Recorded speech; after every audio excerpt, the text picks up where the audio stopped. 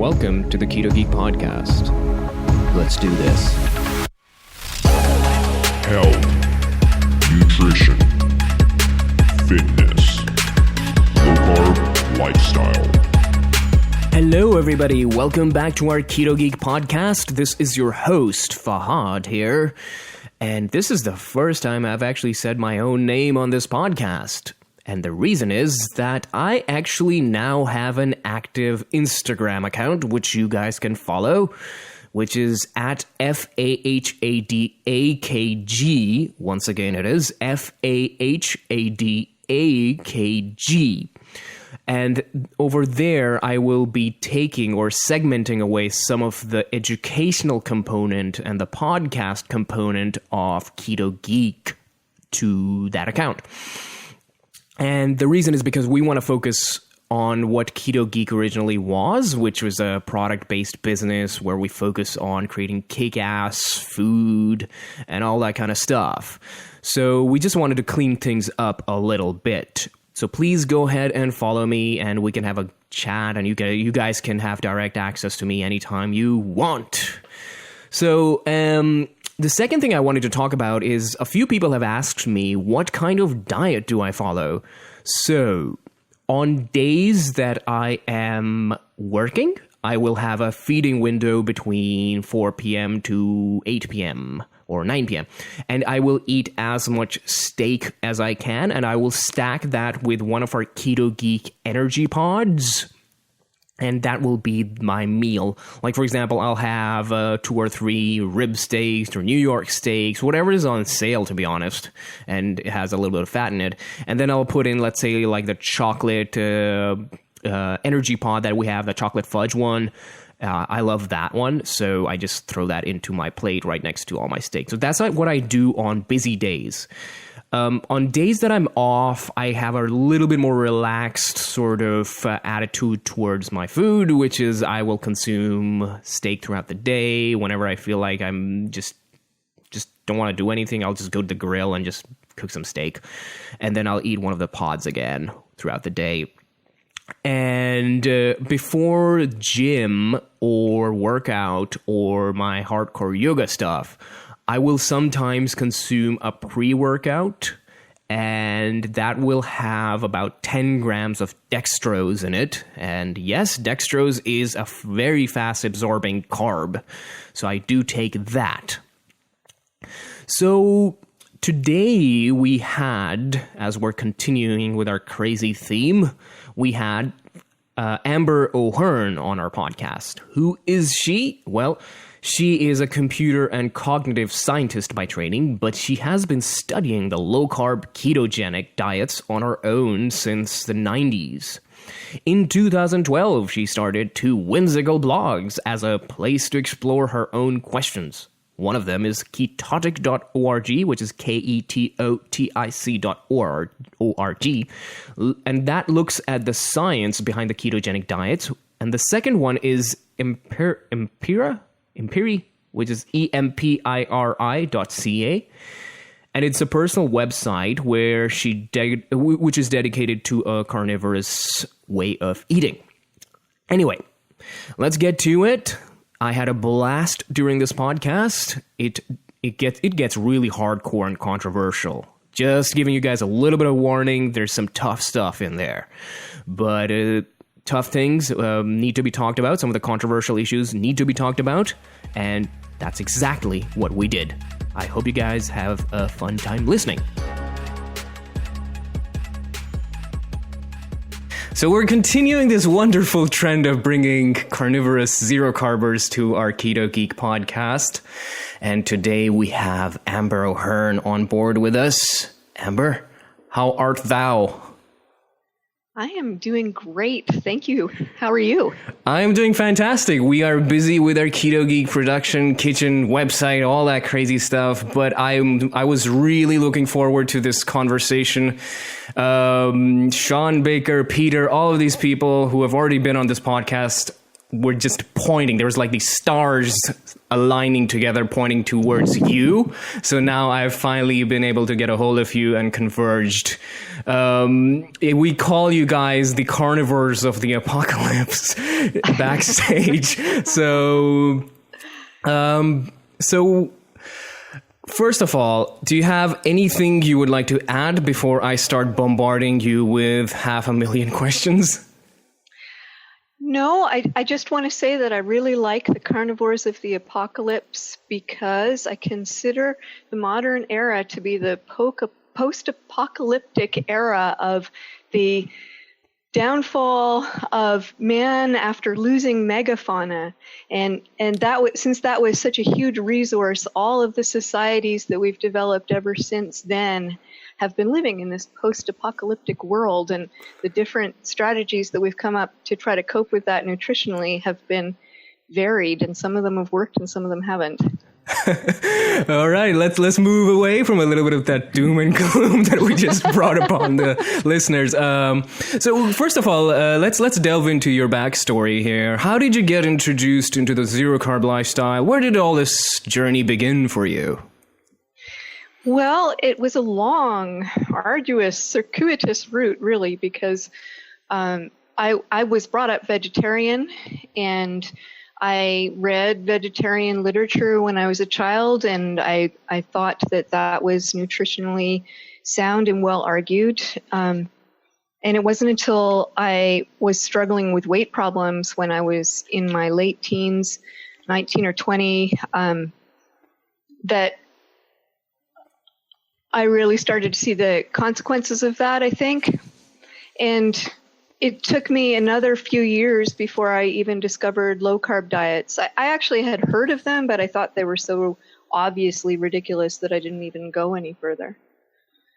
But thankfully I discovered low-carb diets eventually more thoroughly in 1997 when I was, I guess, 24, by reading Protein Power by the Eats. And after fully geeking out on that, I literally was in the library pulling down microfiches and saying, wow, this is really true. This is so cool. And so I was not only did it change my life by helping me lose the weight I wanted to lose, but it gave me a whole new idea that I could actually access the scientific literature myself, and that things aren't always the way that some people think they are. So it was a real turning point in my life. But even then, I didn't start going zero carb until much, much later.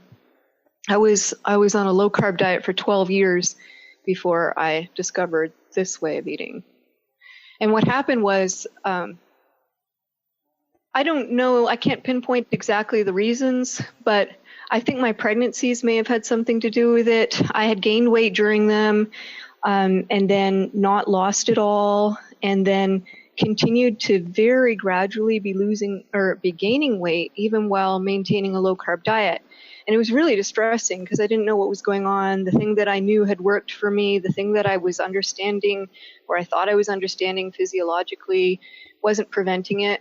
And in fact, if I went off the diet, if I said, well, this isn't working, so I might as well not do it, then it just got way worse. So it was the best solution I had, but it wasn't taking me where I wanted to be in terms of weight loss. And so when I found zero-carb diets, I essentially was desperately looking for something to help me with weight loss and nothing more. And I was thinking of it as a kind of temporary solution to get me back to where I was, at which point I would continue on with a low-carb diet in the same old regular way that I'd always done it. Yeah. So here would be an interesting question to ask. As you made this transition from the low-carb to zero-carb diet, how did that affect your social circle? I would imagine that would be a bit of a challenge, telling everyone, hey, I eat nothing but meat or animal products. It's so funny that you ask that. Some people have different personalities, and I'm kind of an introvert. I play an extrovert in social situations, but I'm really not. I'm really kind of private about my life. It's taken me a long time to get to the point where I could be just telling you this story the way I just did. But yeah, when I first tried it, I didn't want to talk to anyone outside of my house about it. I mean, I wasn't ashamed of it exactly, but I just didn't want to have to defend it, you know? So it was fine at first because it was just like a temporary experiment, and I knew it was going to be over soon, and then it wouldn't even matter anymore. But then when I discovered that it put my mood disorder into remission, then it was serious. Then it was like, oh, this is how I'm going to eat for at least the foreseeable future, because this is really important. And then I had to start dealing with integrating that into my whole life, learning how to order at restaurants, learning how to talk to people. You know, food is how we bond. And it's weird enough to have to say, no, I'm not going to eat the pasta you made, or to take the bread off your sandwich. But to just say, no, nothing but meat, it's hard for it not to become the center point of conversation. Yeah, I would imagine it's the challenge, especially, it can be quite a bit of a challenge here. But what was the spark? What happened? Now, a lot of people actually look up to you as far as the zero carb is concerned, all the information is concerned. What brought you out from this introvert mode into just charging up and taking the helm now? Or at least it seems like, and maybe it's not so much. Well, it was gradual, as these things tend to be. I mean, I've been writing for several years about ketogenic diets by themselves. So I think I started to gather a bit of a reputation for those articles that I was writing on ketotic.org, which weren't talking about meat. And so I always had that to fall back on, because it's kind of dry scientific stuff. It's just, most of the articles on ketotic.org were something would spark inside me, like people would be talking about something, and I'd say, wait a second, is that assumption true? Is that really what's going on? And I wouldn't be able to rest until I could come up with an answer to that question, and then I wanted to share what I found. But as far as talking about carnivorous diets and talking about my mood disorder, that only came to me more gradually, because as I started to share a little bit, I found out that it was really helping people, that people were finding me through some avenue or other, and it was changing their lives for the better. And so I've gradually had to realize that I have something important to share, and that it would be wrong not to. Yeah, totally understandable. And now, at least in my opinion, I looked up to you as an educator of an educator. Like for us at Keto Geek, we basically simplified or really dumbed down things. But you're one of the people that I look up to, and I like to analyze and understand what you're trying to project out there. But I'm curious, where do you go? Where do you, as an educator of an educator or a god or whatever you want to call it, what kind of resources? Please, not that. Demigod. What kind of resources do you look up? Do you like to look at, or where do you go? Yeah. So if I have a question that I want to answer, my first stop is to look. I use Google Scholar and I use PubMed, and I just start combing the literature to see if any related questions have been addressed. And I'll also there are some blogs that I like to read and get good ideas from as well. And sometimes, the best of those will have other research that they can point me to. But mostly I do like to look at actual source papers, not because they're objective. In fact, I find the kind of framing that authors feel they have to do to sort of justify their research can be as misguided as any blog. But I just feel like I can't get anywhere if all I'm looking at is a website that makes claims and doesn't tell me why. Because then I'm just left with, do I believe this person or not? And it's not good enough. Yeah. And so let's say hypothetically I give you a scientific study. How would you go about it? What would be some of the things that you would look into to make sure that there's some useful information here, or it's total junk? Because the preface to this conversation or this question is that a lot of nutritional science, most of them are known to be junk. So what are some of the stars that you look up to as far as the study is concerned? Well, I try to never look at a single paper in isolation. You can't really. Looking at a paper without having a sort of higher level question is like trying to speak without an accent. You always have one, right? And the paper is always going to be fitting into some discourse, some bias, and I don't really mean that in a negative way, but there's always some story that a piece of research is trying to fit itself into. And so if you have a particular question that you want to ask, and you see a paper that is supposed to either support it or refute it, then it's with that question in mind that you can say, how would this paper address it? How could the kind of study that they're doing be missing important elements to answer this question? And that's before you even get into whether their methodology was done in a proper way.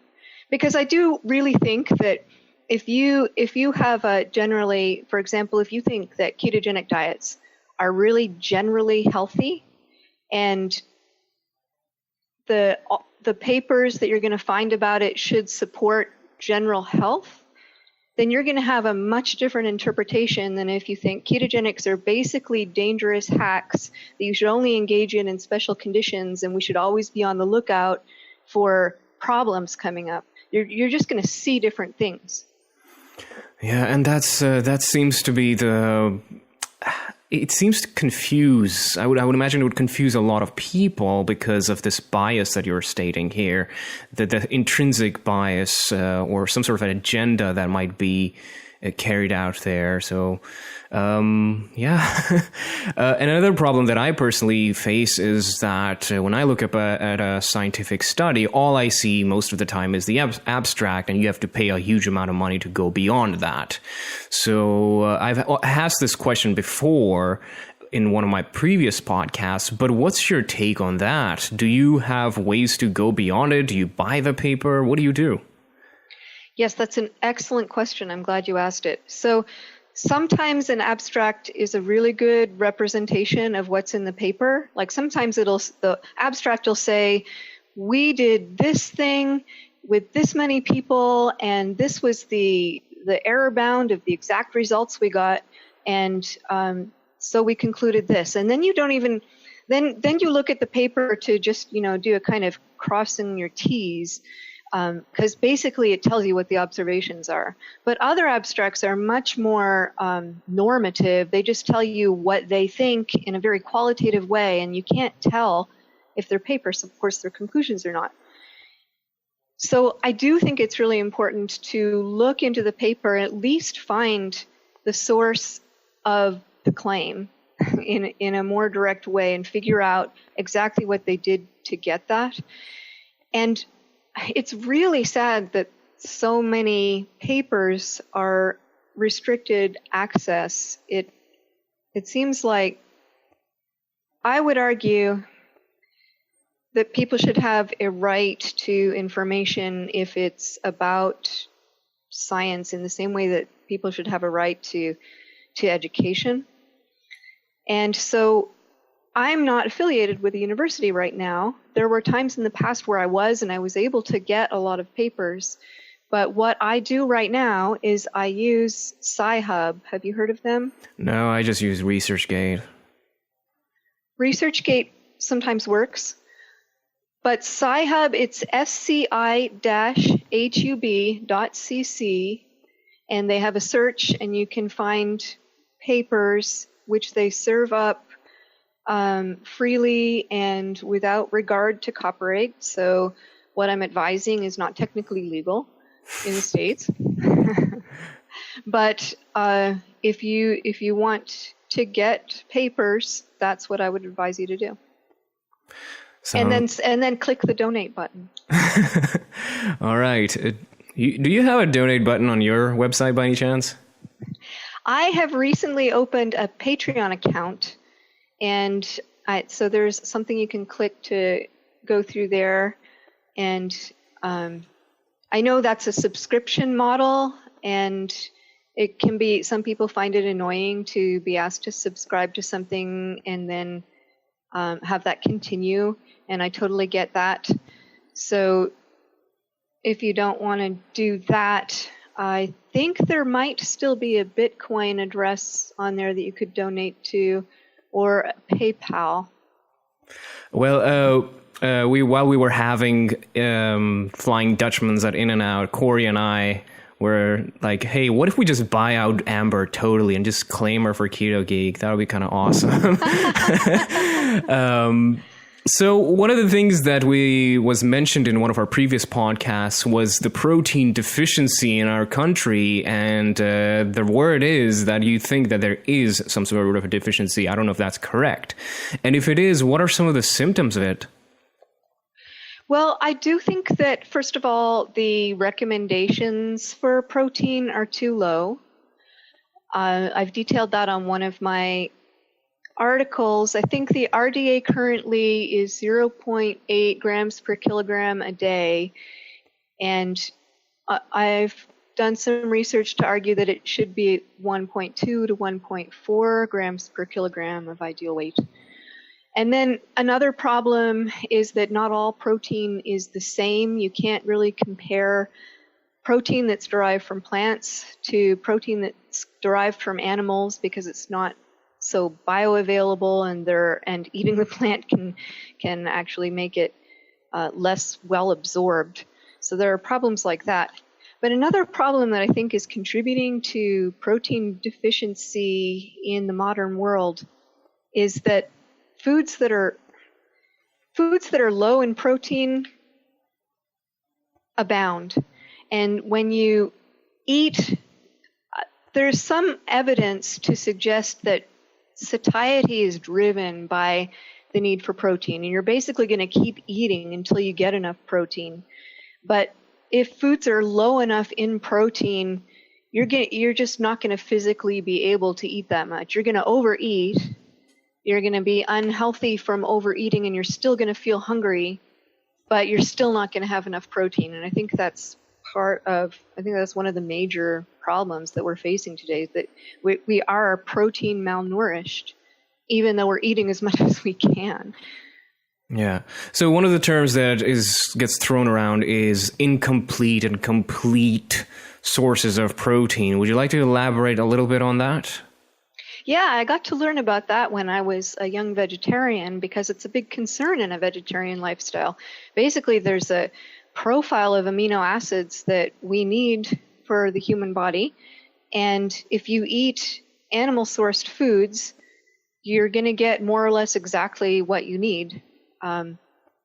Because I think just because of the simple fact that they're made of what we actually need in that sense.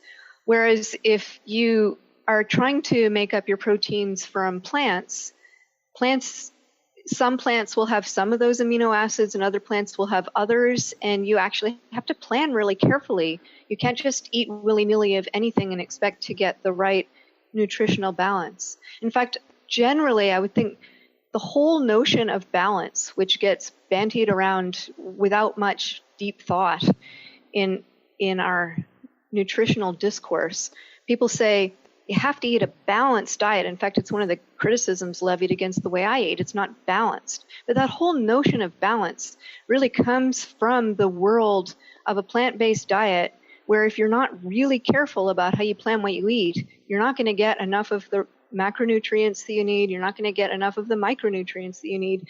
And unless you make a really careful effort, you could end up nutritionally deprived. Yeah, and this brings me to a very interesting question, which is a lot of these studies that have been conducted based on a very high carb diet. Now, recently we've seen this drive towards the ketogenic switch or meter or whatever it is. So I would imagine the mechanisms would be drastically different as far as conducting studies would be concerned. Is that something you think about, or is that something that you think really influences the studies and interpretations of some of the high carb studies? Well, one of the huge problems that it creates is the biomarkers that people have developed from high carb studies.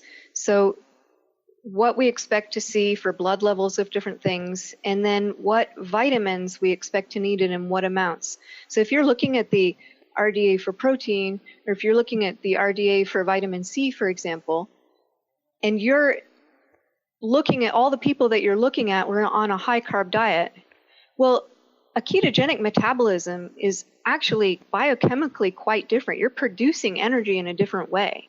And what all a vitamin is a coenzyme that's used in the metabolic pathways of how you're creating energy. And so not only is it unsurprising that the amounts of different vitamins you're going to need are going to be different on a ketogenic diet from a high carb diet, it would be astonishing if they weren't different. And there's a kind of almost another apocalyptic nihilistic kind of conclusion that you have to draw. We know nothing. We're kind of back at the drawing board. There's some things we're probably safe to know. Like there's still a safe range of blood glucose. There's still a safe range of pH of the blood. But in terms of the exact amount of magnesium you need to get, for example, we have to start over. And I was about to just ask that question. I wrote down immediately when you said that is, how would you develop an RDA for a zero-carb diet? Because you're basically interpolating results from a high-carb sort of infrastructure. So, yeah. And it's a bit of an ethical problem, because I think some of those RDAs were developed by, figuring out how long it takes someone to get scurvy, or right, or deprive them of some nutrient and see how long before they get really cripplingly ill, and then give them a little more than that and say that that's safe. It's a tricky question. Yes. So what other issues are with the RDA besides the vitamin C? What other stuff do you think that we haven't talked about are just really off when it comes to a zero carb or a ketogenic diet? Well, let's focus on a zero carb diet. What other misconceptions are there? Well, of course, the whole idea of not eating plants strikes people as crazy when they first hear it, because there's been such strong advocacy for eating plants it's through the government. So it's been advocated, in your school, in your face, since you were in school, if you're my age or your age. And so it just seems like, how can you be saying this when we've been taught the exact opposite our entire lives? So I think the first thing to do is back up and say, well, wait a minute, where is the evidence that we're supposed to eat these plants? Where does that come from? 1 second.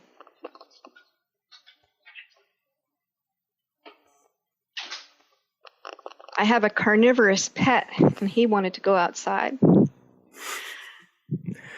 right. You want to continue where you left off? Yes.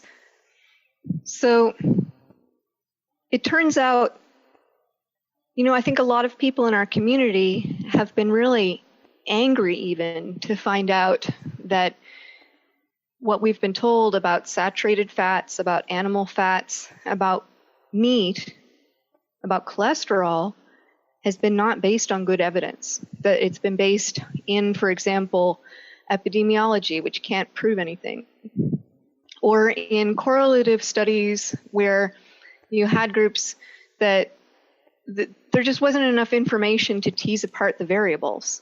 And yet we were made these very strong recommendations. I mean, people literally think that eating meat is going to kill you. That's how strong those messages were. They weren't, maybe you should, it might be dangerous. It was no ambiguity in that message. And the same thing has been true about plants, and yet it's not based on any better evidence than the meat or the saturated fat was. It's really astonishing if you go looking to see, oh, well, then of course they did a clinical trial where they took people who were just eating meat and then compared them to those who were eating meat with a salad and some broccoli, and they found that those people with the vegetables on their plate were doing much better. Well, of course, they did nothing of the kind. All they had was epidemiology. All they had was conflated studies about vegetarians or people who went on some kind of lifestyle program in which they were told, eat more vegetables, quit smoking, and do more exercise.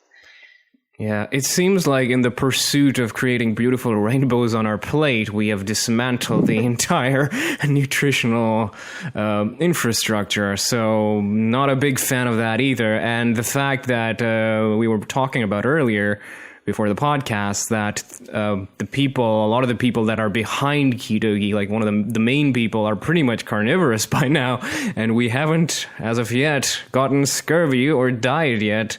So kind of waiting on that part for now. So that just goes to show how some of the nutritional science that is out there is, like we said, it's just garbage, and it's kind of sad that the entire world thrives on that. So here's an interesting question which gets thrown around all the time, and everybody tells me, not everybody, but a few people have pointed out the fact that, what about blood? Is blood necessary? Because they cite I don't remember what the civilization they were referring to, but they say that, they used to drink blood, so you should be drinking blood as well. So is that something that's super duper necessary, or is that just meh? I personally think that's been way overblown. So I'm not sure exactly what buzz you're referring to, but we could talk about the Maasai, who are a strange pastoral culture who... That one. Yeah, well, what they do is they have cattle, but they don't normally eat the cattle. What they do is they take blood from the cattle periodically, and they take milk from the cattle. So it's a kind of vampiric existence without actually eating the meat.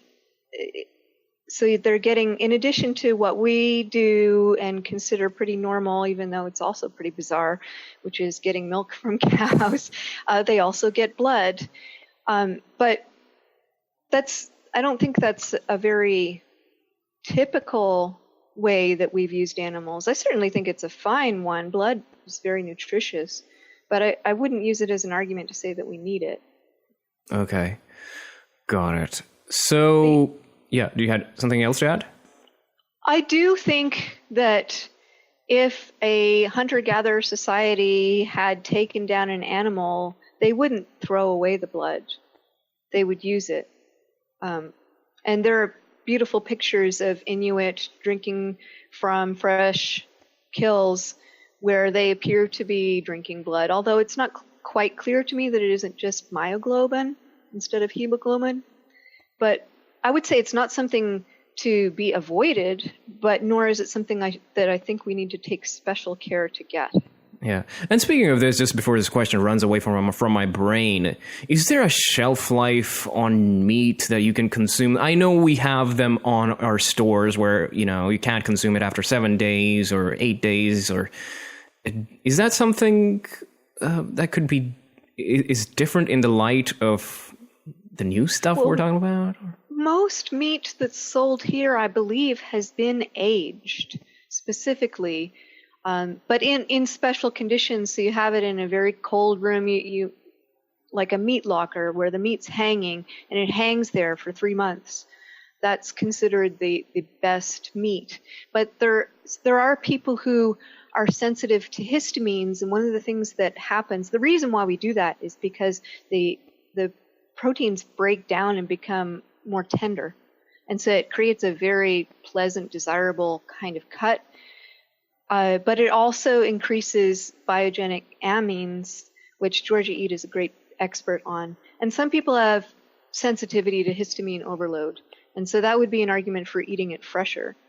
As to whether you can eat it when it's rotten, it reminds me of an old internet signature that I used to see on a low-carb group.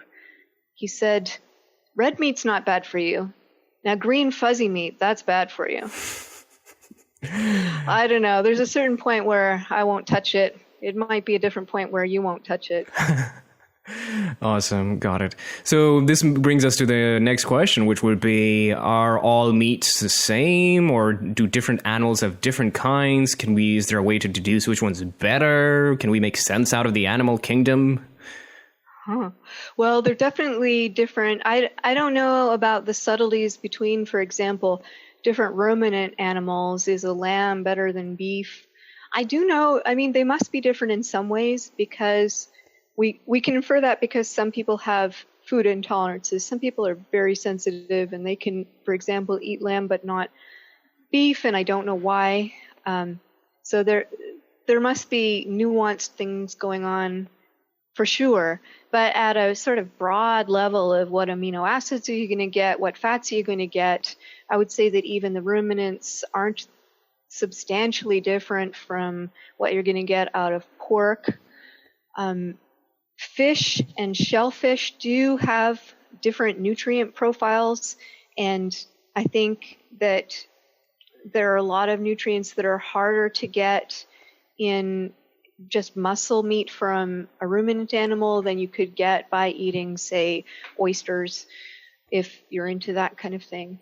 Although if you want to get more and different kinds of nutrition, you can just look within the same animal. So if you're eating just beef muscle, you're going to get different things than if you start to include some of the liver and the heart and the brain, for example.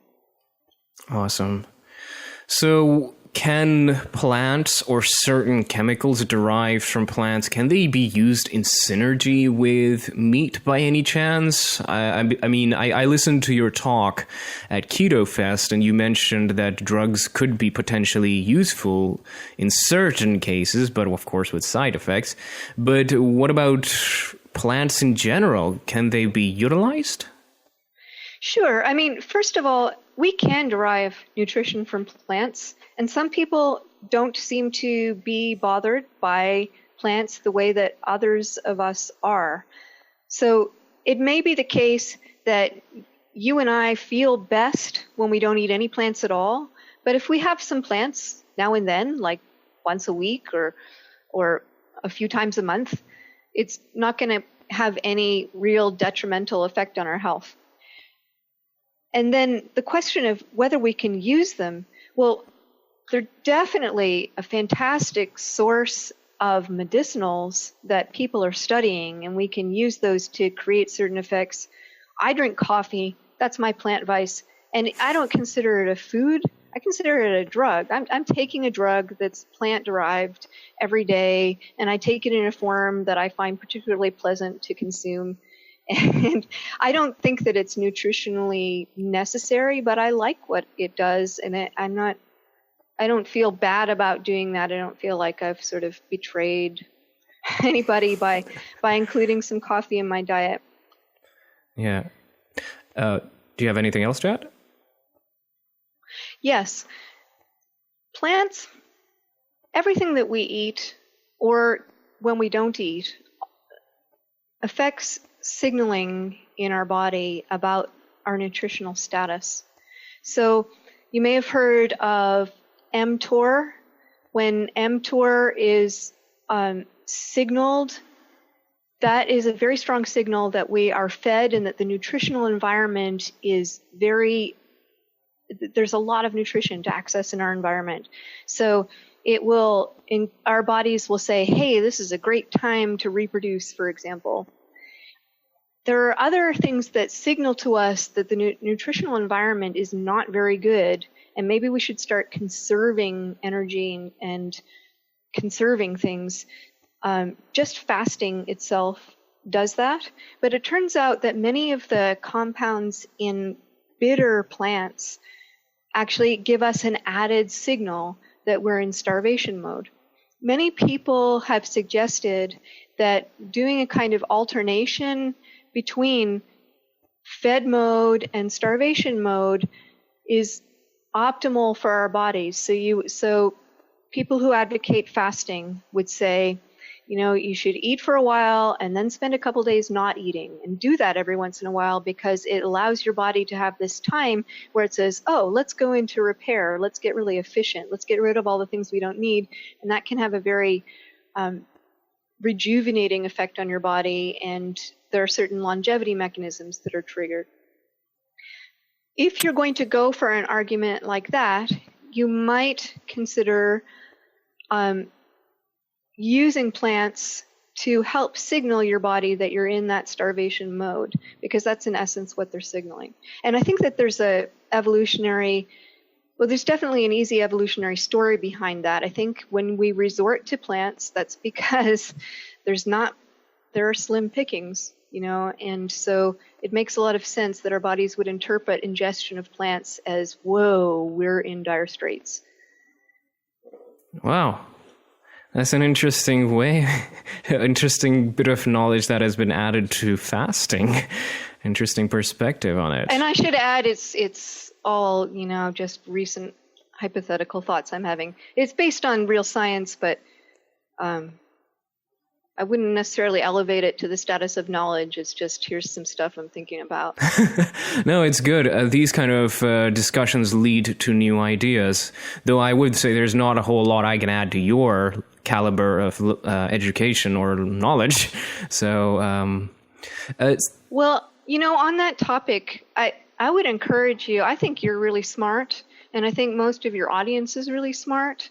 And I want you to know that you have the ability to look at the source literature. Don't let people with letters after their name make you feel inadequate, or like maybe you don't belong in that space, or maybe you don't know what you're talking about, because really science is well within our capacity. This is something humans are made for. Exactly. And while we were at Low Carb USA, when we first got to talk to each other face to face, one of the scariest and interesting observation was that a lot of people who were physicians, who were pharmacists, were coming up to us to ask us questions. And I consider myself to be not so well versed on some of these topics. So that just goes to show that there's a lot of there's a lot of things that are just not right in our society at the moment, as far as as you mentioned, these big alphabets before people's names. So good one. I bow down to that. So going back to the history a little bit, do we know of how long certain carnivorous societies have lived? What is their lifespan by any chance? Well, that does come back around to the beginning, because I do think there's a big difference between looking at our evolutionary past, which unfortunately we can't really know exactly what happened. We only have clues, but which went on for a couple million years. And then this set of civilizations that we found once we were in the mode of, once we were in history, once we were recording what was going on, we looked around and we saw all these societies. It turns out, I don't know if you have read Weston Price's book, the name of it's gone right out of my head, but it's about the origin of modern diseases. And he was a dentist, and he went around to look at people's teeth basically all over the world, and to see what the nutritional contribution to that might be. And his greatest contribution in my mind is that he discovered that there were many, many different strategies for eating that were yielding perfectly healthy societies, and they weren't all low carb. There were a lot that were surviving on plants, given all these traditions that were developed about how to carefully deal with toxins, for example, because they would soak grains or ferment them. Fermenting is one way of getting out toxins. Soaking is one way of getting out toxins. They all had some animal source food component, which was really important. But the variety of ways in which we can survive seems to be quite large. And I think that all of those societies were living good, long lives, where the limit to their lives was more about things that we didn't have interventions for, like infectious diseases. And it wasn't until it was only the Western, really wheat-based, and some would argue it has to do with seed oils, but whatever it is, whatever we're doing, that's causing a shortening of lives compared to all of those people. But while all of that is interesting, I think that it's different from the question of what we evolved to eat. And I do think there's good reason to believe that we went on for thousands and thousands of years eating a very low carb diet, because even if we were eating some amount of plants, those plants weren't going to be typically very high in carbohydrate, except for maybe short seasonal bursts. And so you can imagine that a society living in the temperate zone where I grew up is not going to have access to high carbohydrate food most of the year.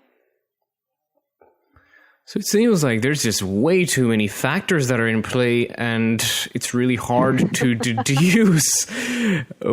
This is where somewhat of my limited engineering mindset comes into play, is that it's kind of hard when the mechanism is so huge with so many variables and constructs and methodologies, and I don't know. How do you make sense out of this? Well, I may have come across as a jumble. But, there are a lot of things that we don't know. There are a lot of ways that we have found societies that are healthy, but among them, certainly, were societies that ate really quite negligible amount of plant material, at least according to many sources.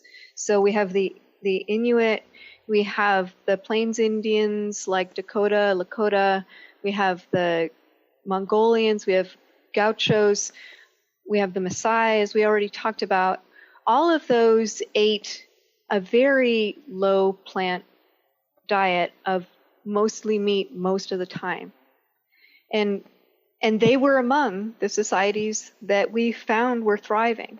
And so some people like to say, oh, this is just a fad, and you've got to be really careful because this is unprecedented. And while it might be unprecedented to eat only ribeye steak for 10 years, it's not really unprecedented to eat mostly meat most of the time. Yeah. Are there certain things that are in the meat that could potentially be dangerous as well by any chance, or is meat just generally safe? I know it's a very general question. Nothing's safe. Okay. Meat is safer than plants in a certain way. That way is that the defenses that animals evolved to avoid being eaten are basically motion. So either running away or fighting, fight or flight. That's how an animal survives. Whereas a plant doesn't have those abilities. And so plants evolved biochemical solutions to enable them to survive. And so if you're eating, most plant foods that you eat are cocktails of insecticides and other herbicides. And they work in all kinds of different crazy ways. Like some of them just really try to kill the assailant. Some of them cause them to not be able to mature so they can't reproduce. Some of them make it so that the animal can't absorb the nutrients, so that there's no point in eating that plant. Some chemicals that are produced in plants are just communicative, like they can communicate to other nearby plants saying, hey, we're under attack, so right now start pulling your nutrients out of your leaves. It's really amazing what plants can do, and it's all biochemical signaling. So plants are a lot more dangerous in that sense. I mean, the vast majority of plants are just flat out poisonous, right? There are very few plants that we can eat, and almost all the plants that we currently eat are variations that we have bred genetically from one plant that existed. For example, all the cruciferous vegetables come from something that was akin to the mustard plant. And all these ones were developed out of that because that was one of the ones that wasn't so poisonous that when we ate it, it just killed us right away. Yeah.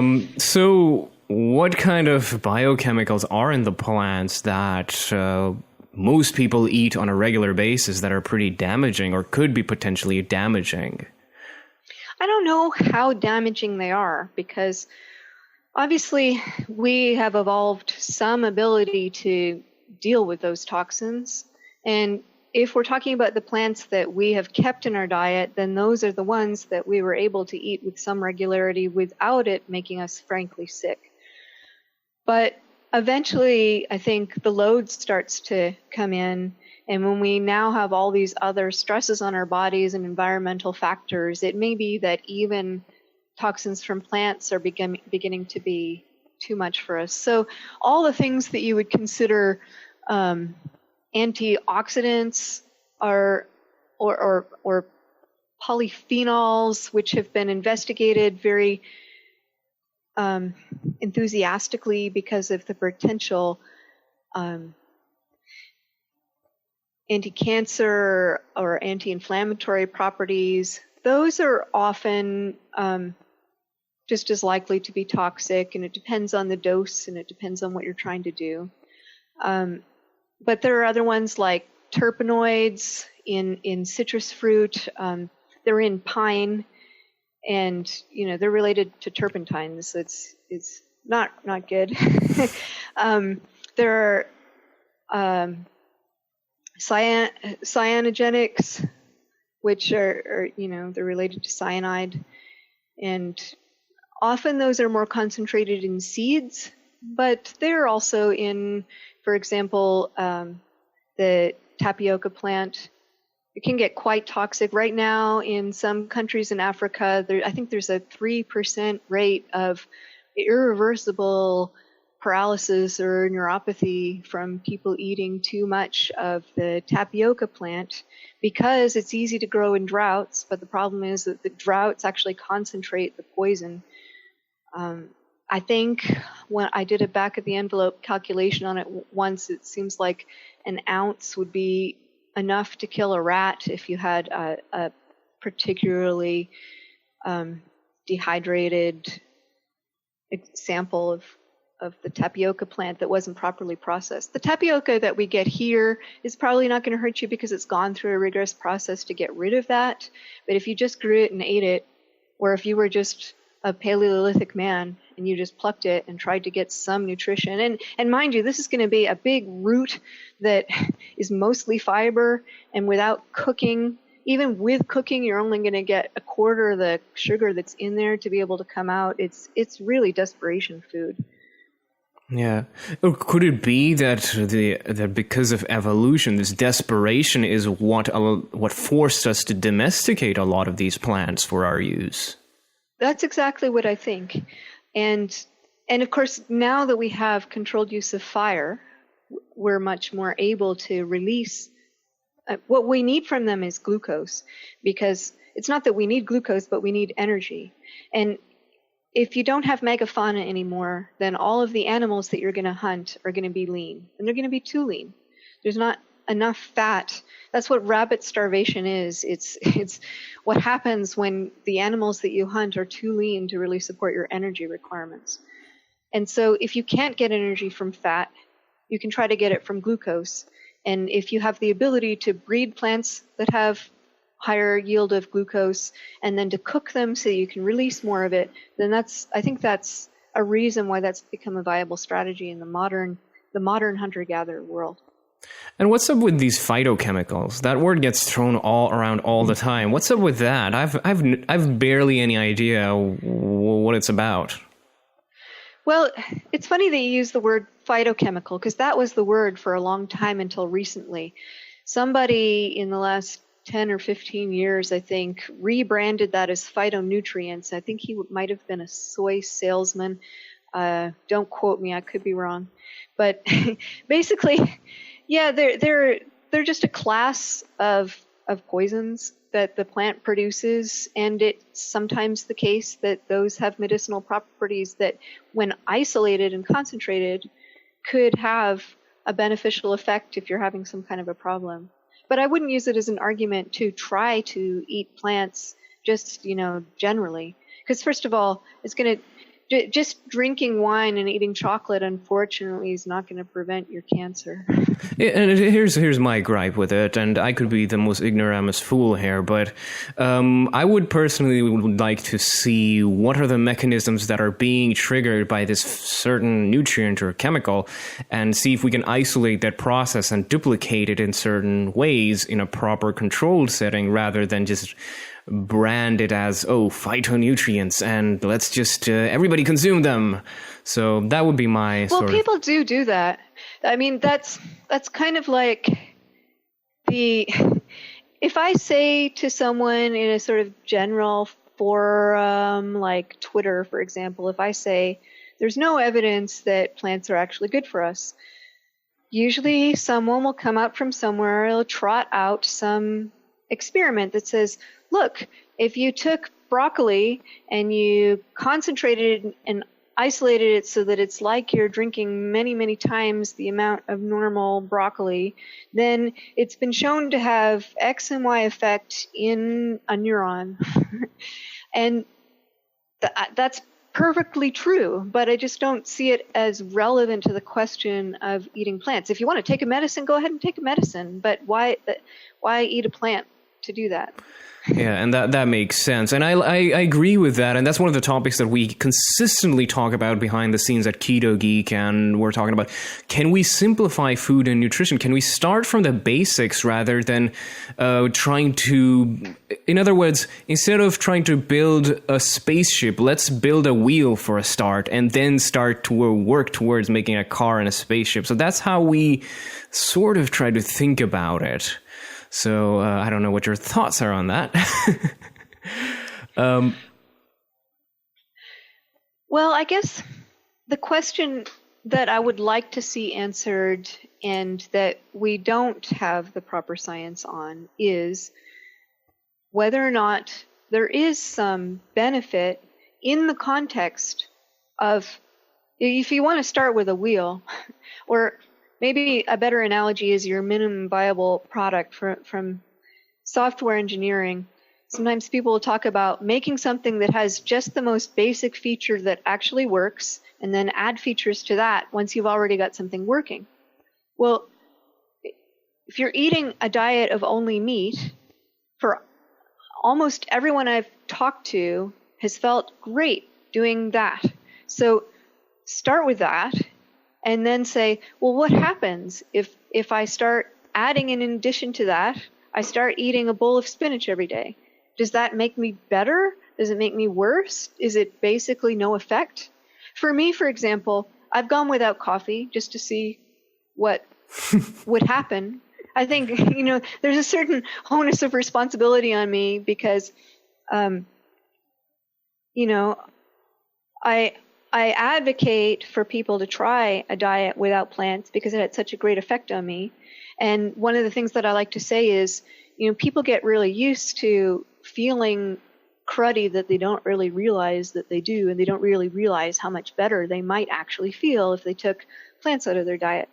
And so I kind of had to eat my own dog food a bit on that and say, well, I am still drinking coffee. So what would happen if I took that out? And I stopped drinking coffee for about a month, and I didn't feel any different. Now, that's not to say that long term I might not have started to feel a whole lot better. I only gave it a month, it's true. But it wasn't something drastic. And when I added it back in, I didn't immediately start getting headaches or have some symptom that I hadn't really thought about, hadn't really noticed before. Oh, yeah, that thing, that must be related to the coffee. Nothing like that happened. And so I feel like I'm okay with coffee.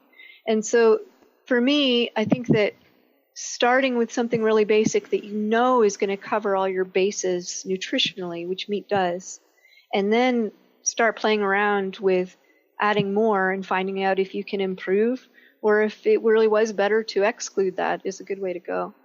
And in this, there's an interesting question here, which I've been craving to ask now, which is that has a carnivorous or a zero-carb diet been pitched against some of the more complicated diseases such as cancer or Alzheimer's? And if there aren't any studies, have there been anecdotes in certain ways, or is this something that could be pried on, that could be looked into? Only anecdotes as far as I know. So I know of personal anecdotes, people in my life. There's Andrew Scarborough, who you probably know about. He has brain cancer. I like his example because when I first met Andrew online, he was doing a ketogenic diet for his brain cancer. He had very specific targets for ketosis and for blood glucose and for that ratio that he was not willing to compromise on because he felt they were absolutely necessary for his treatment. But he didn't feel well. He felt tired, and I don't remember if he was experiencing headaches, but he did not feel well. And when he decided to try a zero-carb diet, he found that he could eat more protein and keep the same level of ketosis that was really important to him. And that makes sense because protein, if you are eating, say, 20 grams of carbohydrate a day, and you take away those 20 grams, that means you can eat another 40 grams of protein without even having the potential to create as much glucose as were coming from those 20 grams. So it really does allow you to eat more protein. So Andrew was able to eat more protein, and he felt better. And I don't know if he felt better as a consequence of being able to get adequate protein, or if he felt better because some of the plants were making him feel bad. But he's been doing very well, and that's an anecdote that I find very positive. The other set of anecdotes that I like to point to is a group in Hungary. I think they call themselves Paleomedicina.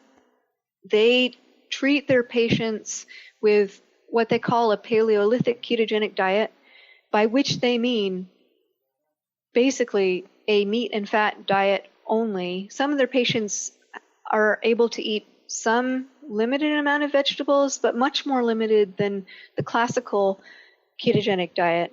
And many of their patients are eating only meat and fat.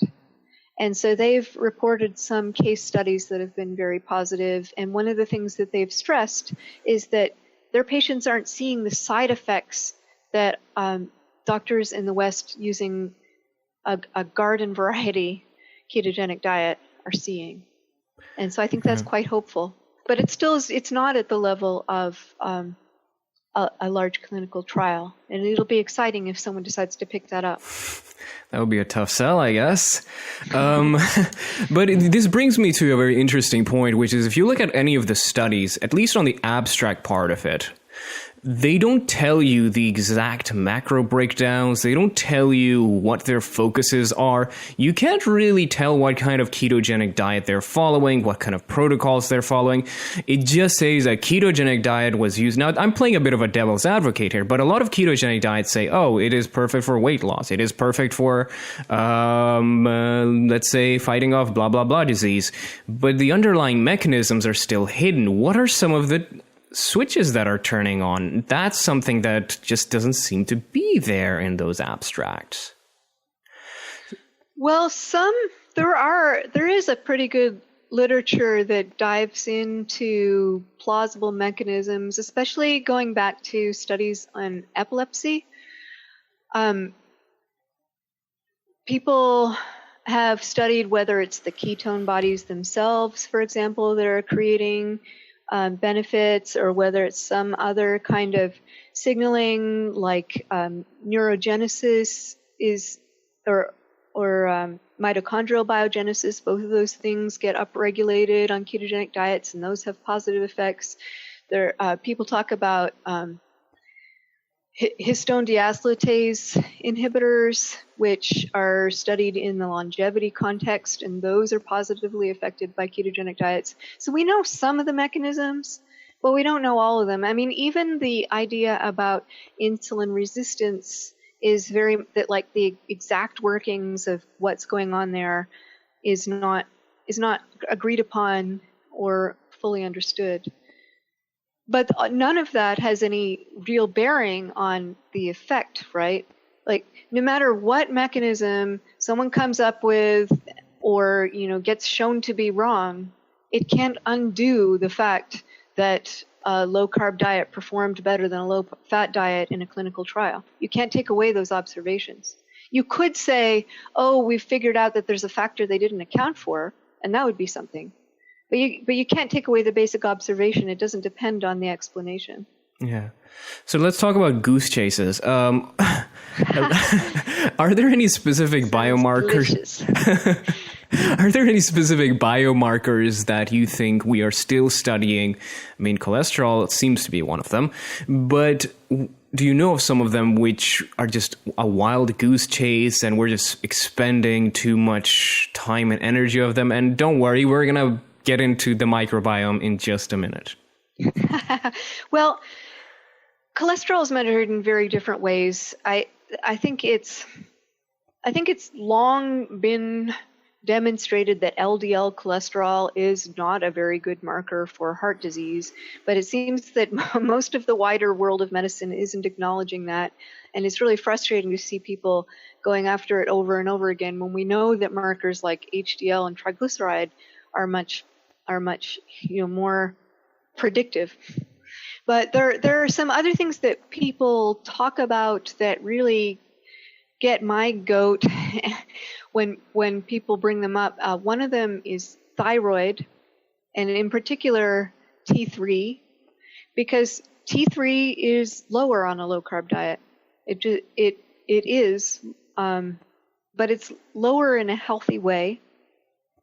There's no reason to think that the reference range that was established for high-carb dieters should be the one that we need when we're on a low-carb diet. First of all, like we were talking about at the beginning, it's just something that you have to be prepared for metabolic parameters to change. It only makes sense. And one of them is T3. There have been studies that show that lower T3 is one of the ways in which the body preserves protein, preserves lean mass. And so it's really a good thing and not a bad thing. And another one that's along the same lines is cortisol. There have been some studies of low-carb dieters, not all of them, but some of them, which show a mild to moderate increase in circulating cortisol. And a lot of people get really alarmed about that because, well, it's kind of ironic. The reason they're alarmed about that is because higher levels of urinary cortisol are associated with metabolic syndrome.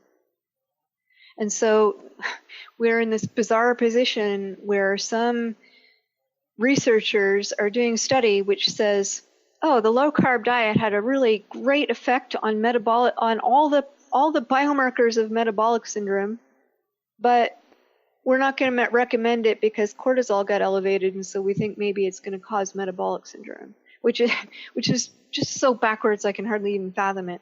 But the comparison that I like to bring in when people bring up the cortisol issue is that of longevity.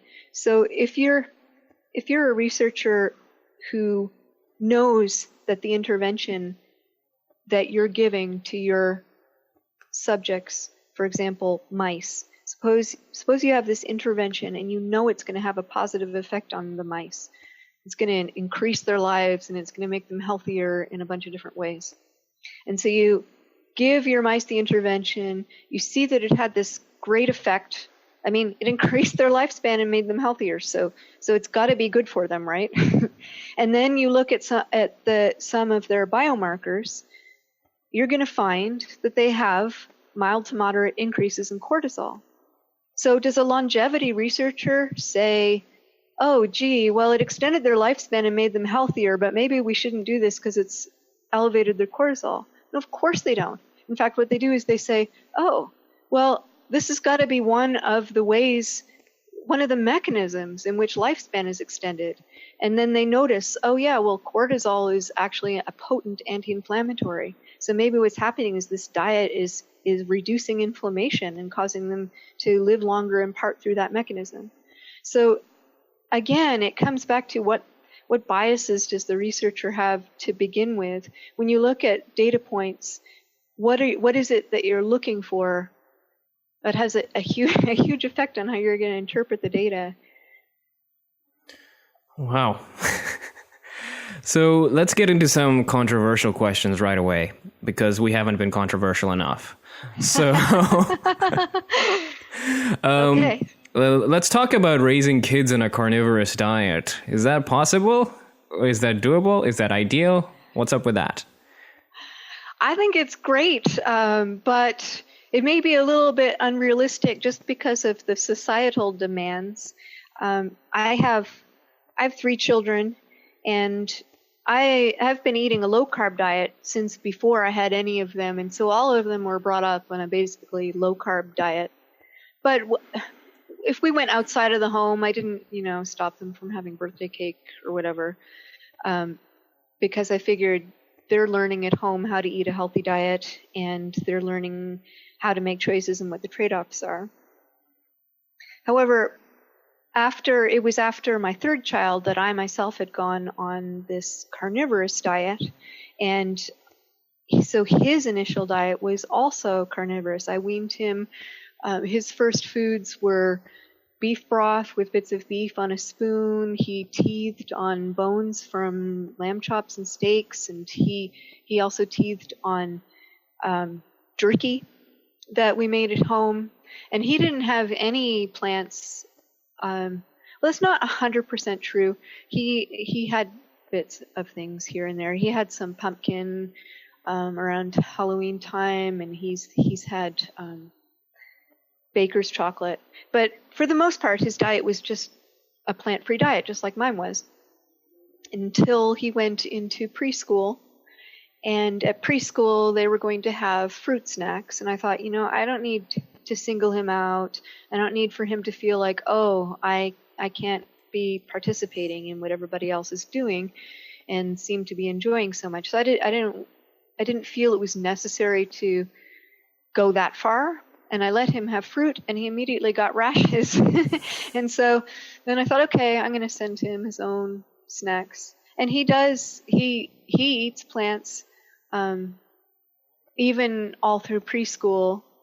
He ate carrots and peppers and a certain set of things that seemed to be less promoting of things like rashes. But I think it's perfectly safe and healthy. I think it's almost a litmus test of what a person really thinks is what they'll do for their kids. There's a prominent, he's no longer prominent in the ketogenic community, but there was a prominent blogger, a physician, who at one point did write a sort of apology kind of blog post saying, yeah, actually kids need some carbs, and my kids eat carbs. And I thought, well, that really does show where you draw the line, because you're willing to say this diet is a healthy diet, but you're not willing to go so far as to say it's healthy enough that I'd put my kids on it. And I think it says a lot about what people's convictions are. Exactly, and you hit the nail right on top of the head as far as morality and ethics are concerned. If you stand for it, the best litmus test is going to be your loved ones, and there's no way. I mean, I would imagine that's very dishonest. So, do you have any specific concerns with the meat industry in general? Again, this is a general question, but is there something up on the horizon that you're afraid of? With the meat industry, well, or just meat in general? I do want to see meat produced in a way that provides the healthiest and most comfortable environment possible for the animals. And I do think that should include space and good nutrition So cattle should be allowed to graze. Chickens should be allowed to roam. Things like that are very important to me from an ethical standpoint, and I think it's better for the planet too. I think I don't have any concerns about the industry other than I think they get a really bad rap and it's not necessarily deserved. For example, there's a lot of accusation flying toward the meat industry as a kind of scapegoat for global warming. I haven't studied global warming. I don't know what causes it. I'm not 100% persuaded that it's actually humans causing it in the first place, because I know that there have been cycles in the past. But I also there are a lot of scientists that I respect that tell me that it is greatly caused by humans. Let's cut to the worst case. Let's suppose that eating meat was increasing the rate of global warming. Would I think that it would be a good idea to stop eating meat, or for fewer people to eat meat, or for people to try to eat less meat? And the answer just has to be no, for me, because of the effect it's having on my own health. So if I were to stop my meat diet, I have every reason to believe that I would go back into a major depression, and I would be unhealthy, and I wouldn't be able to help anybody. And so if I'm going to have any positive impact on this world, I have to put my own mask on first and then figure out what we're going to do about it. And that's the worst case scenario, right? That my eating meat is actually worsening the environment. And there are many reasons to believe that that's not true at all. Ruminants have been a part of our ecosystem for a very, very long time. I think there's a lot that we can do to integrate farming into our experience in a way that is actually beneficial to the environment. Yeah. And on this note, one of the things that I sort of delve and ponder about is how much inefficiency there is in consuming certain specific plants, how they get absorbed in the body, their entire process from production being raised. So there's an entire chain of events that seems to happen. How much of energy is lost there? How much damage is being caused that way compared to, let's say, a meat facility, for example, or a meat production or a ranch, for example. So that is a question that I tend to think about quite a bit. If you have anything else to add here, please feel free to do so, or I'll just... I'm out of my depth, really, okay. in that, but it's something I'm very interested in as well. Yeah. Obviously, the impact of people and what we need to do to get healthy, we need to do, but then we've got to work with that. Yeah. And we had that discussion with Peter in a few podcasts ago as well. So here's an interesting and very controversial question. So I meet a lot of people, a lot of young women in general, and they seem to say, okay, eating meat is going to cause animal suffering. And that's one of the strongest reasons why they say, I'm not going to consume meat. And then something that I notice around is there seems to be certain sciences that get built around certain beliefs. So how would you sort of work around that? Let someone comes up to you, and I asked this question to Sean Baker as well, was if someone says you're causing animal suffering, what would be the response? I think that's kind of a naive thing to say, because I'm pretty certain that any animal that I eat that I've gotten from a farm had a life that didn't actually involve suffering, where they were never starving, they were never being chased by wolves. The death of an animal in the natural world is brutal. Most animals are eaten alive. To say that killing a domestic animal quickly and as painlessly as possible is causing animal suffering, I think it's ridiculous. And then there's the whole question of, do people who don't eat animals think that nothing that they do in the world is causing death? That's also seems to me a very naive stance to take. In fact, that Lear Keith argues that the kind of farming culture to produce food for vegans, such as grains and legumes and many other plant crops, is monocropping that necessarily involves mowing down of entire ecosystems. It's causing, how many rodents, how many birds, how many insects have died for vegan food, which all of those seem to me something that they're just ignoring wholesale. Life feeds on life. We can't get out of the cycle. In order for me to live, other things have to die. It's just the way it is. And so, yes, I want to minimize suffering. I want all the animals that I eat to have the best, most comfortable life possible. And I want them to be killed in a humane and painless way. And in doing so, I think it's a good life for them. It's not a life of suffering. Got it. And what do you think, just to move the topic a little bit on a lighter note,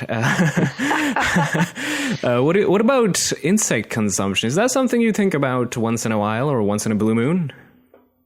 Yeah, I do, especially when I'm this time of year, the grasshoppers are getting really fat.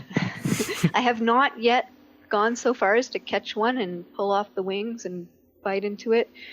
My son has had one of my sons has had the great fortune to have gone to Mexico last summer with his grandmother, and he ate crickets while he was there, and he said they were all right. I haven't done it yet, but I eat shrimp, and I've had other crustaceans that I basically think they're sea insects. I don't have any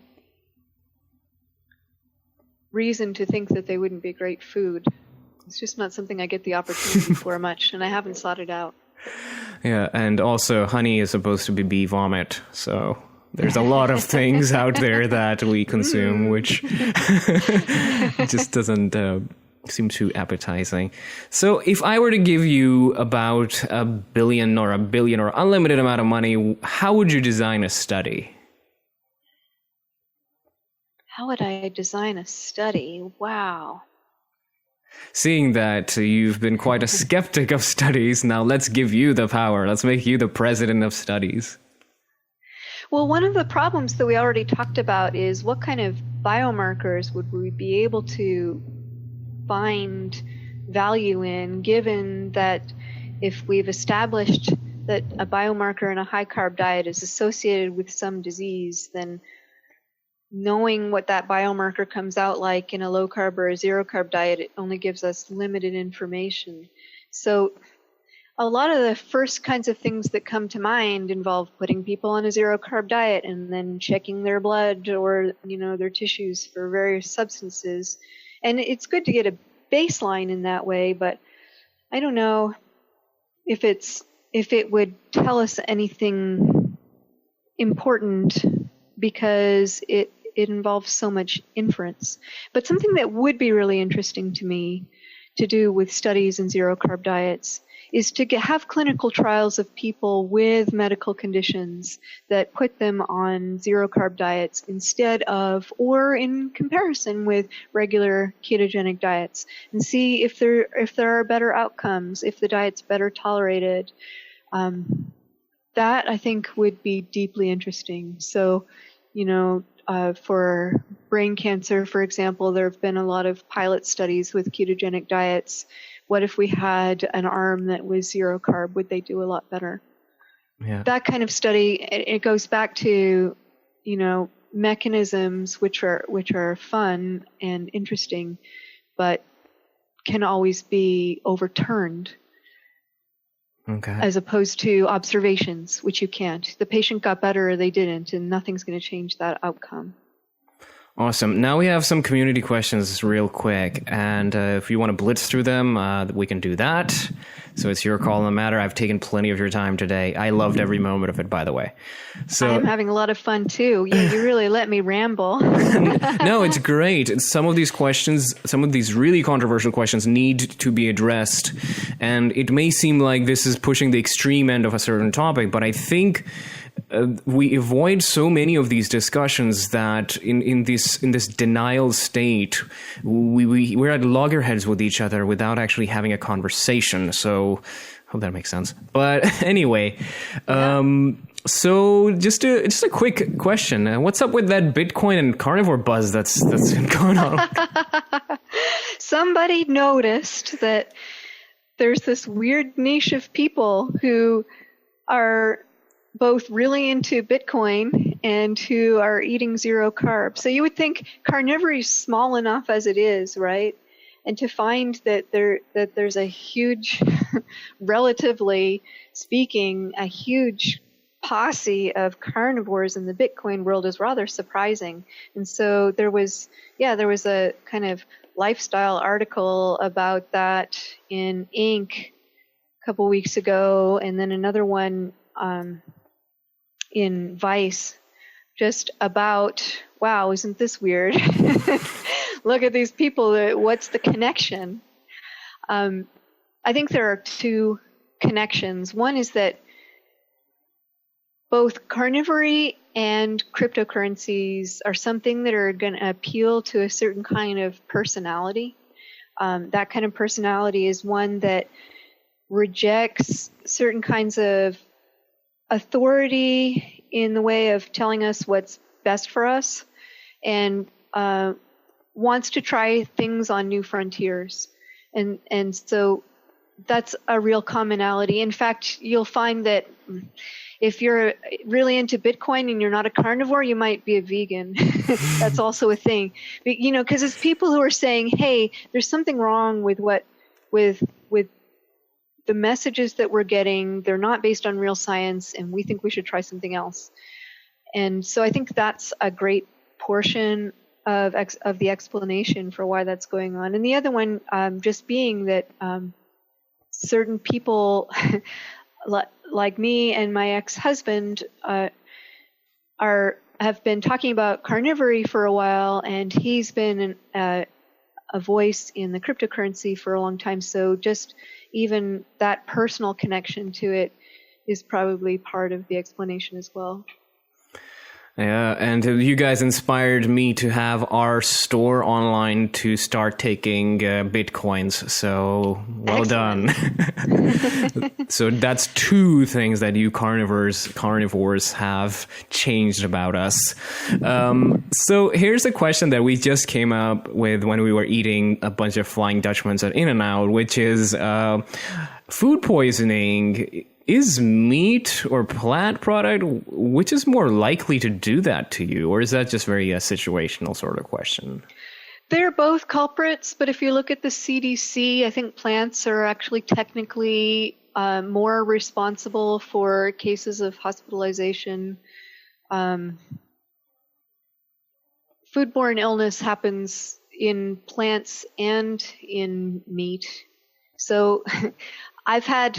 Sometimes I eat my meat raw, and sometimes I do that in public, and sometimes people say to me, how can you do that? Aren't you afraid of getting sick?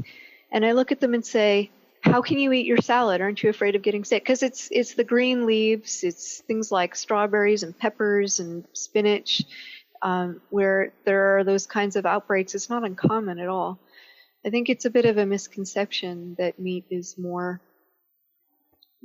likely to be a cause of foodborne illness. So, but before I forget this question, why are people afraid of raw meat? I mean, and why do certain people prefer raw meat? I think that people are afraid of raw meat because they've been told to be over and over again. You have to cook it to this temperature. You have to cook it to this temperature. Nobody says that about plants. I don't know why. I think it's just enculturated. As to why people like raw or rare meat better, I think often it just has more flavor. If you cook it too much, the flavor goes right out. Well, it doesn't. Raw ground beef is very, very mild tasting. I like to sear it because it kind of brings out that umami, and yet you still get that delicate flavor on the inside. I don't know. I think it takes a bit of, if you've been brought up in a culture where raw meat is considered something disgusting and inedible, it's going to take time to overcome that. But I do think that it's worth it to do so. It has been, I have found it so. I think it just tastes fantastic. Is it just the taste argument, or is there a health argument as well? Some people say that raw meat is more easily digested. I don't know for sure if that's true. I've never looked into any literature on why that would be. It's definitely the opposite for plants. Cooked plants in general are way more easy to digest because it helps get rid of the toxins and reduces the fiber and things that are hard to digest. Okay. And here's one of the last community questions, which is, what are some of your critiques and how do you respond to them? I think we've pretty much nailed most of them. Well, we didn't talk about the microbiome. Oh, thank you. Can we please talk about that? Let's go on it. Yeah, even just briefly. So, the microbiome is all the rage in popular media and in research, and for good reason. It's fascinating that we have a huge amount of bacteria in our bodies, and people like to say it's an organ-like component of our bodies, and I don't disagree. There have been fascinating correlations that have been discovered between certain strains of bacteria, their prevalence and their activity, and other kinds of diseases in the context of a high-carb diet. So you got to be careful about what conclusions you draw, right? You've always got to be careful of what conclusions you draw when you're talking about correlations anyway. But I have at least the following thoughts that come up when we talk about, do we need to eat plants in order to keep these bacterial strains in our microbiome alive? Well, for one thing, from an evolutionary perspective, it seems to me implausible that any bacterial strain that couldn't stay alive without constantly feeding it would have been important to our bodies. Because if you believe that we went through even small but fairly frequent fasting periods, the strain's gone, right? If you believe that we went through winters in which we ate only meat, then it wasn't important to feed that strain. If that strain was really important for us evolutionarily, then it would have been resistant to that, and it would have survived without our constant feeding of it. People talk about antibiotics, and antibiotics have sometimes been falsely blamed for things. For example, people talk about children who were on antibiotics when they were younger having a higher rate of obesity as adults, and people say, see, the antibiotics caused the obesity. But there's been at least one study that took a look at what are the diseases that caused them to need to have antibiotics in the first place? And they were able to show that if you took into account the diseases, the effect of the antibiotics went away. And so there's some shaky reasoning there. And in fact, antibiotics have sometimes shown to be beneficial. I've seen studies where antibiotics positively affected autism and schizophrenia and Alzheimer's. Then there's evidence from germ-free animals. Germ-free animals live longer and they have healthier metabolisms than wild mice. So that's got to give you pause, right? They don't have any bacteria at all. Then there's evidence from probiotics. Some people say, well, look, we took these probiotics and now these symptoms went away or we got healthier. I think that if probiotics do benefit, and I haven't actually studied probiotics a lot, but it seems to me that maybe what they're doing is they're feeding certain strains which are displacing other strains that are not good for you. And if that's the case, then all you have to do is not feed any of them. You'll have the same effect, right? And in a similar vein, I think a lot of the probiotics, what they're helping with is that they're helping bacteria which are digesting the indigestible fiber. So it's kind of circular. You say, I need to support these bacteria because these bacteria are helping me cope with all this fiber I'm eating. If you take away the fiber in the first place, then you don't need to give the bacteria fiber in order to keep them alive to help them get rid of the fiber. If that makes any sense. Yeah, and I just think... And just to interject just a little bit, and one of the most things just to want to add here is there seems to be correlation between, feeding the bacteria causes a reduction in depression, this kind of stuff, and it just doesn't make sense to me. Like, how can something down there affect something up there or around you? Yeah. Well, I mean, it's possible. It's possible. But I just think that the mechanisms might not be the ones that we think they are. Yeah, fiber itself has been tried to be defended for a long time. The first original idea, I think, of why fiber might be good for you was Burkitt's explanation. He was trying to explain why some modern hunter-gatherer societies were not having certain kinds of digestive problems like diverticulosis. And he said, oh, well, look, they're eating more fiber than Westerners are. And it turned out that it's probably actually a matter of having less refined carbohydrate and not more fiber per se. And I think that's a recurring theme. So later then people came up with the idea that fiber was going to be better for your blood sugar because it blunted the blood sugar response to all the carbohydrates you're eating. But once again, if you're not eating carbohydrates, you don't need fiber to blunt the response of them, right? It's a solution for a problem I don't have. Yeah. And I think the microbiome, feeding the microbiome situation is just another one of those. It's a problem I don't have. Yeah. And that's how we think about it. I mean, they can go die off, I suppose. I mean, and it's not like I have no gut bacteria. It's just that the strains are different. Yeah, and it seems like they adjust to what you're eating, the microbiome. Is that correct? Very quickly. Really? How? In a matter of days. Oh. Like there was a study a couple years ago. It was reported on in, I don't remember, it might have been Nature, a very dramatic article called Chowing Down on Meat, in which it was reporting on this study where they had people eating only meat and cheese for, I think, 4 days, and they showed this dramatic change in their gut biome, from which they drew a bunch of ridiculous, unwarranted conclusions by comparing them to strains in some mice that were genetically altered to have certain kinds of problems. There were a lot of problems with that study, but it was what I think was really the good thing, the informative thing that came out of that study was just how quickly it can change. And on that note, we've also added a multi-billion-dollar business industry around microbiome by now. So prepare for that tide to roll away.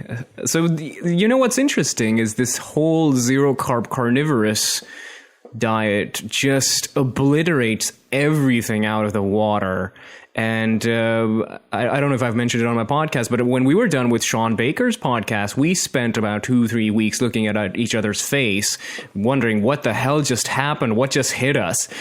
And we went on the zero-carb diet ourselves, and we found out that it just substantially improves our performance. Even if it doesn't improve it, and it's a placebo effect of some sort, it's not getting worse, and it's pretty simple to keep up with. So I think this podcast might lead to a cascade of a lot of things happening in the community. So you guys have probably started something crazy. So just as a last question, before we get to the plugs, in about 10 to 20 years, where do you see the world of food and nutrition? I have a really hard time with that question because back in 1997, when I read Protein Power, I thought, oh my gosh, there's so much science behind this. I bet in 5 years, the whole world will be completely changed and everyone will be on low-carb diets and all the doctors will be behind it. I was so naive back then.